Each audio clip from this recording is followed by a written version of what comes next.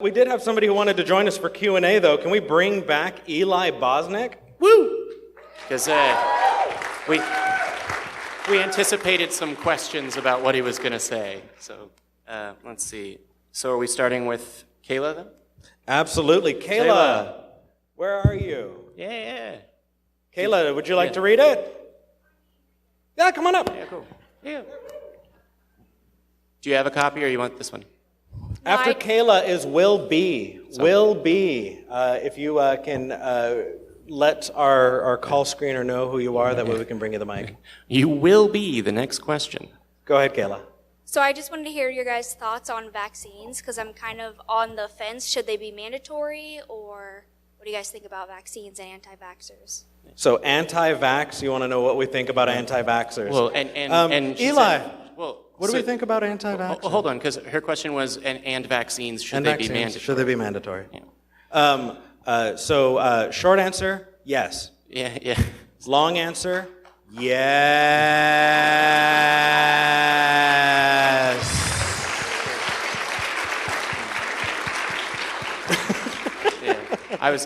Go ahead. Yeah.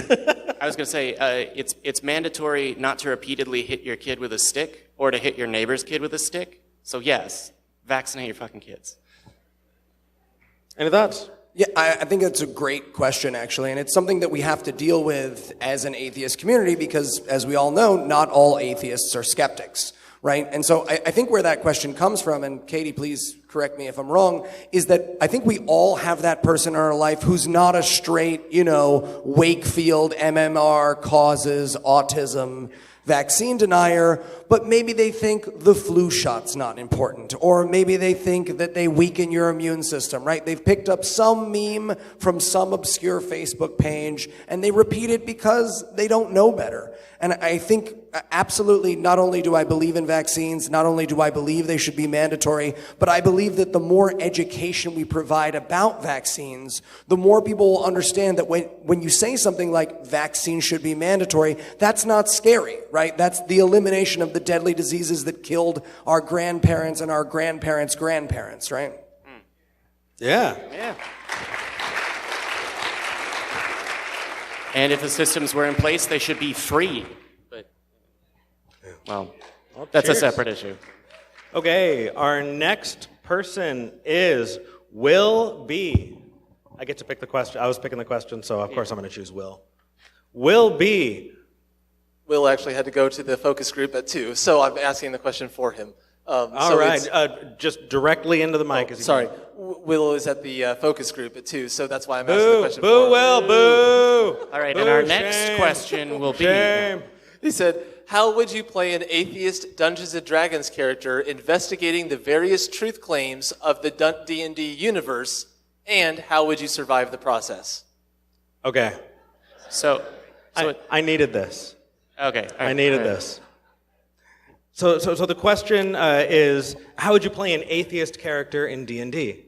Am I the only one? Do you play D&D? Oh, I love D&D. So all right. My answer right away, just he constantly thinks he's insane.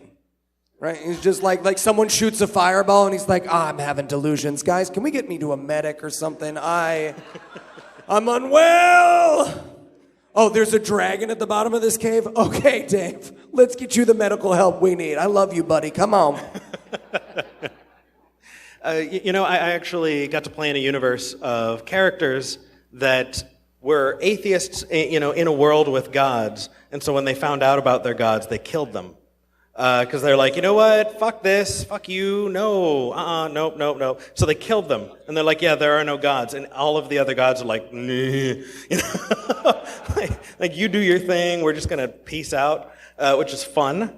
But the reason that I chose this question is because I think it's so interesting that it's the exact inverse, right? We live in a world without gods. But what if we did? And then it didn't accept it. How do we determine that? Well, that's kind of the reason that, I asked that question to Aron. And that is that we need to know how to investigate claims. We need to know, and we need to be open to understanding. I got into an argument with a guy at the bar yesterday who said, I don't need to be open. I don't need to be doxastically open. And no, you do. You know, and you need to be prepared to take evidence as it comes to understand the world to the best of your ability. And so what's funny is the atheist in the D&D universe takes on the deist and theist position in ours. I think that's pretty neat. No? Anyone? I thought it was cool. Jamie, it looks like you're chewing on So I'm glad something. you got the question that you needed. Yep.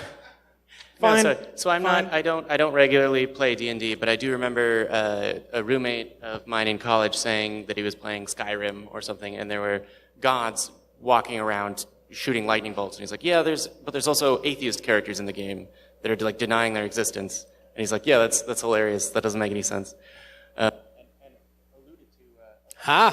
Yes. Thank you, people at the back. All right. No. And alluded to that. Thank you. You're my favorite. It's not. It's okay. I'm just saying words to hurt you. I don't mean them. It's fine. And alluded to the fact that was ridiculous and was basically an atheist, and it was before I'd really deconverted, and he didn't have the language for it. And I guess Nick, if you're out there, give me a call. My phone number hasn't changed, so. Hashtag grind on Jamie. Yeah. All right. He's. Okay. I know that you're okay. All right, move on. It's okay. There's not a name on this question. Did you hand me this just to see what my reaction was? Is this because I said words that hurt you? Is that why we're doing this? It makes me happy. So the question is, and unlike the other times I've been forced to have this conversation with Eric, the question, I can't have a drink while he goes on and on. What are your thoughts on the free will presented by Christians? So, yeah. Here we go again. Eli, do you wanna? And we've got 5 minutes. Go ahead. Okay.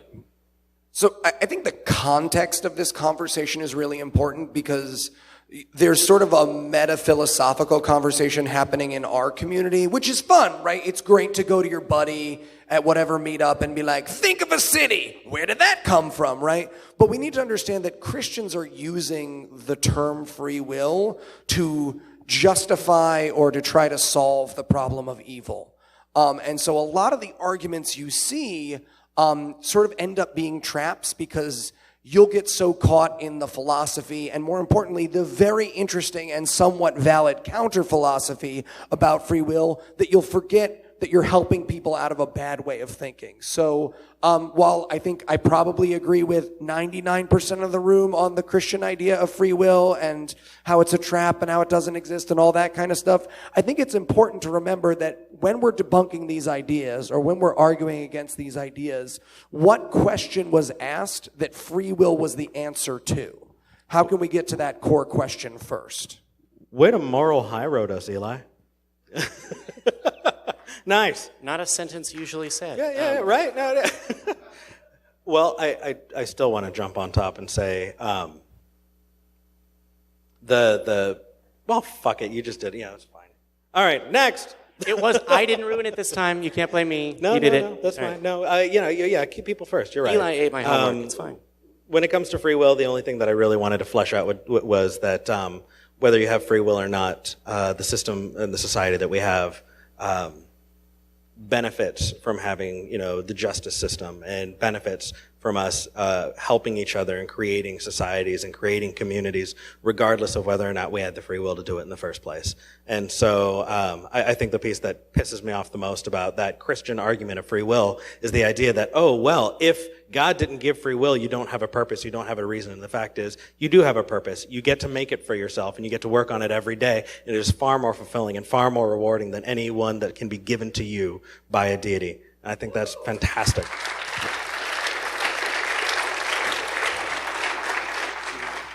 All right, Jamie, what do we got next? So our next question, did you want this one or this one? Either. So Charlie from Cleveland, hey, what's up? We met earlier. Based on experience at the rally yesterday, how can I educate and protect myself and my loved ones against intimidation and indoctrination without becoming the monster I set out to hunt? So there's this idea that's common in society. Oh, I guess I'm just gonna take it. I'll whatever. No, you don't get to answer first. Ha. So there's this idea that's been common in society, and that it's the default of like, atheists talking is offensive, right? Because there's this idea of like, the crazy preacher on the corner. But if an atheist did that, it would be unbelievably unacceptable. And one of the things that needs to change, because if you can be out, please do, is the fact that our position is normal. It is normal to be a non-believer. It's normal to be a non-believer, and so I'm rambling my answer, but that's because this is important to me. Because the last part of this question is the part that strikes me the most, without becoming the monster that I set out to hunt. Unless you are forcibly indoctrinating someone else's children, or saying a series of statements that mean you're going to be tortured forever, and that's good to someone, you will not be the monster that you hunt.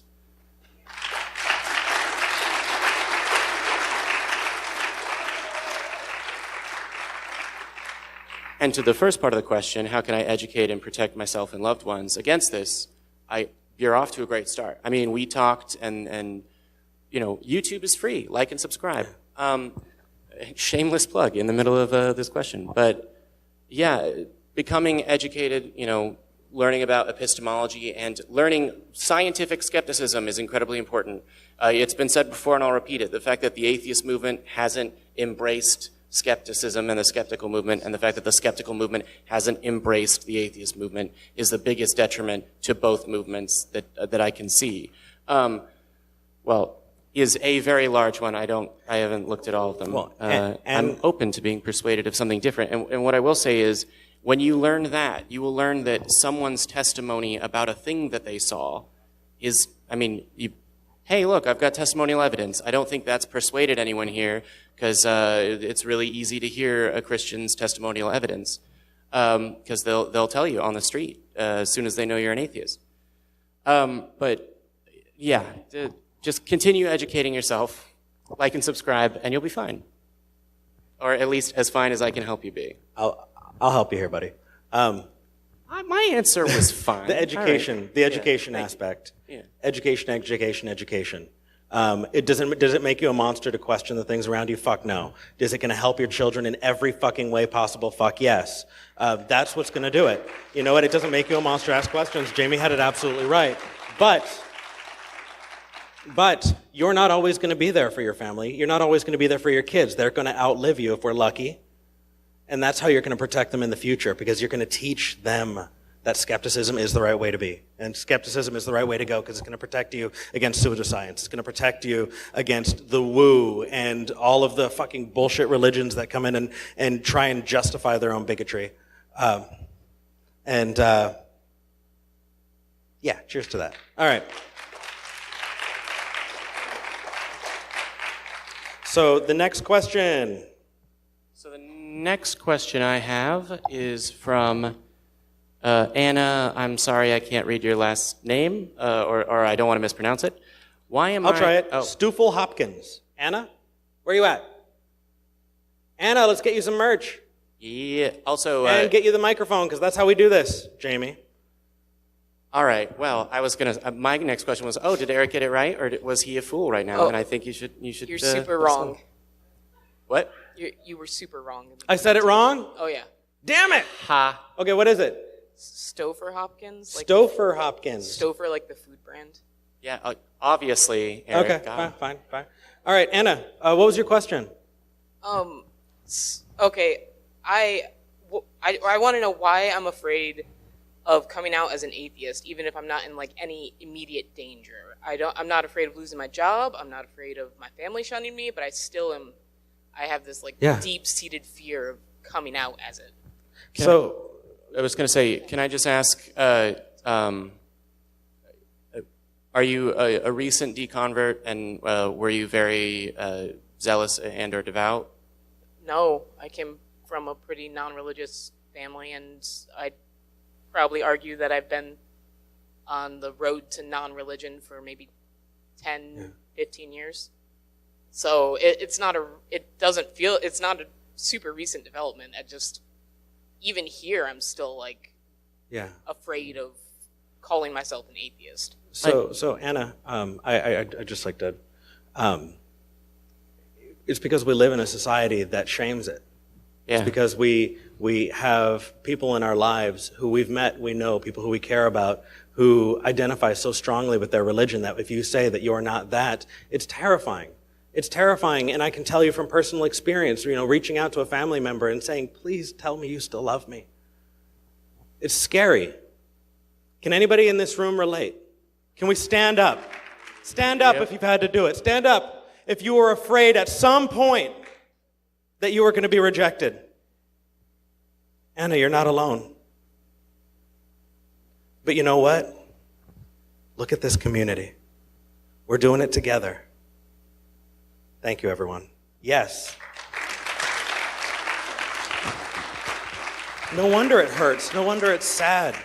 Yeah. But there's no reason to think that there's despair. something wrong with you, because it's part of that process. And that's okay. That's okay. Take your time. There's nobody who's going to be upset with you because you didn't do it right. And if you decide that staying, not letting people know that you're an atheist, because that's what's going to be beneficial to your life, no one here is going to be mad at you. You have a place that you belong. And it's right here with us.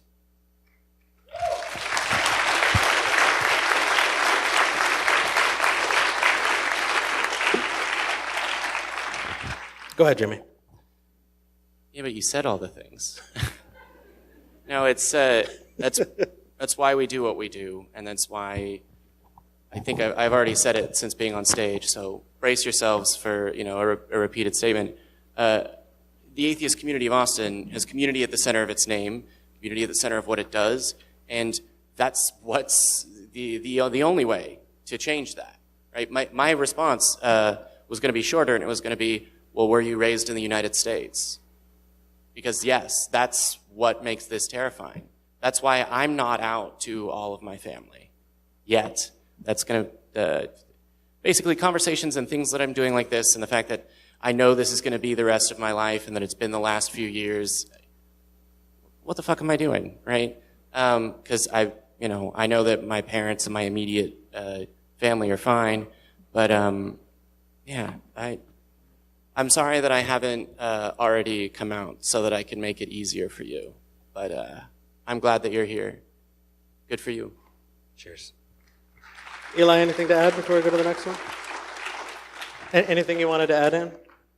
Yeah, so I think one of the things that we probably don't talk about enough is, okay, how do I actually have that conversation? Right? It's wonderful to hear supportive words like that, and it's wonderful to be in rooms like this, and it's an entirely different thing for someone to be like, so which church do y'all go to? And you have to be like, so here are the flaws with the cosmological argument, right? Right? Because we as a community don't have that discussion. And the answer is that for those of us who are part of smaller communities and have had to come out for other things, that it's okay to let other people process slowly, that it's okay to create an awkward moment. One of the best things, pieces of advice I ever heard, which was when you're having a conversation like that, have goals. What do you want to get out of it? So when you're coming out to people at work as an atheist, or when you're coming out to people in your life as an atheist, have goals. You're talking to mom and dad about it. Do you want them to talk about their spiritual beliefs, or do you just want them to stop bringing the kids to church every time you leave them there for babysitting?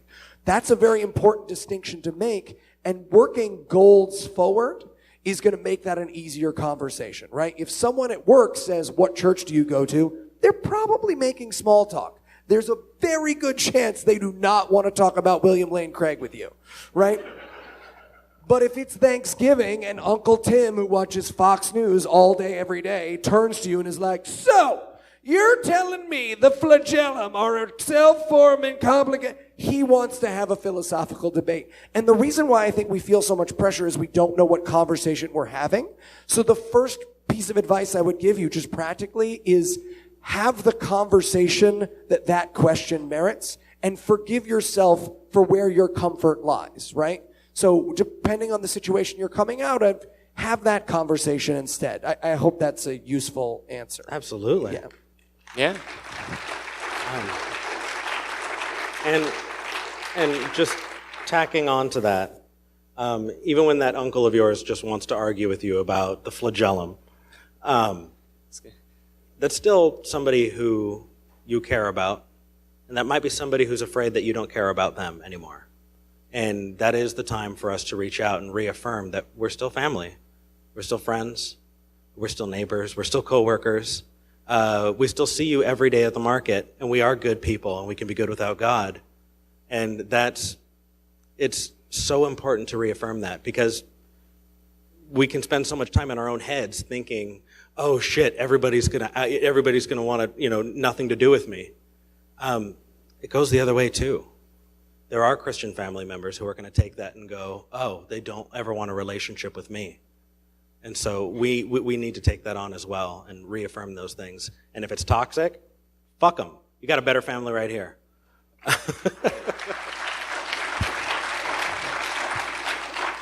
Yeah. All right. I just saw this. I think piggybacking on that. Yeah, that was a good question. Yeah. And Eli's response actually kind of, this is from Jordan Raber. Jordan? Yeah. Fantastic. All right. So I know we're getting close to that time, so we don't have too much more. But, God, this is fun. Yeah. I'm really enjoying this. I don't remember exactly how the question was worded, but it was something about prayer, right? A little closer. It's directional. I don't know what you do in your spare time, but, well. You're good. It's okay. Just a little louder into the mic. Okay. I don't remember exactly how the question was worded, but it was something about prayer. Yeah. What should I do at family events? Yeah. Yeah, family events like tomorrow, Easter. I'm going with my family. We're going to have Easter Sunday, and we're going to pray, or my family's going to pray. And, yeah, and I mean, I'm not out to all of them. They don't all know, and... Yeah, but what do you do at that awkward time when everybody's holding hands and they're looking at you like, Well, I obviously, I fake it. You do? Yeah. That's totally okay. I know I took this really weird tack, and it totally worked. What I did was they got together to pray, and it was the year that they found out that I was an atheist. And so to cut the tension, they were all getting together, and I was like, please, I really don't want to make you uncomfortable. Please have your faith traditions and do whatever you're going to do. I want you to know I'm okay with you praying. And they bought it. They were super excited. They're like, oh, good, we don't need it. It was fucking great. Try it. Yeah, I know, right? You'd be surprised how many accepting family members will go, oh, but I don't want to bring up religion because I know that will offend you. Like, look, they're family members that know I do this show, so I don't. No. No. This even fine. worked with people who wanted to argue with me. It was weird. It was good. I know. They were like, no, fuck this guy. We're going to talk, and we're going to make Thanksgiving really uncomfortable. Yeah. And I was like, no, please do your Christian, whatever. I don't care. Yeah. And they're like, oh. Fine. How can you possibly deny his testimony? So it's evidence that this works. And we're going backwards. Always. Just, again, to echo that point, have any of you heard of the show, What Would You Do? It's a reality show, and it's also a punishment for the hell our society has become, where we take a camera and we bring it into public places and we do terrible things with actors, and then we make regular people break the social contract. And they had an atheist episode, if you'll remember. And the atheist episode was, there's one family praying, and then the atheist family goes, we find your prayer offensive. And then they asked people what they would do. And for the most part, they were just like, that's weird. But the answer is, again, it depends on the kind of prayer, and it depends on what's being said in that prayer. For the most part, if you see your family like slowly easing into prayer, like they're trying to figure out if you're going to do outfit stuff, they are afraid of making you uncomfortable. And in that situation, doing that, saying it's totally fine, go ahead and pray, is a way for you to relieve the tension for them. If they're using prayer as a tactic of social ostracization or forced participation, right? If we can all join hands and bow our heads, then just simply not doing it is absolutely your prerogative as well. But you know your family better than we do. And you also know what your levels of comforts are. I enjoy over-praying because my family are all Jews. So they'll be like, Baruch, and I'll be like, Baruch atah Adonai, yeah! Eloheinu, Eloheinu. And then they don't ask again. But again, you're going to know what your family is and what your comfort levels are.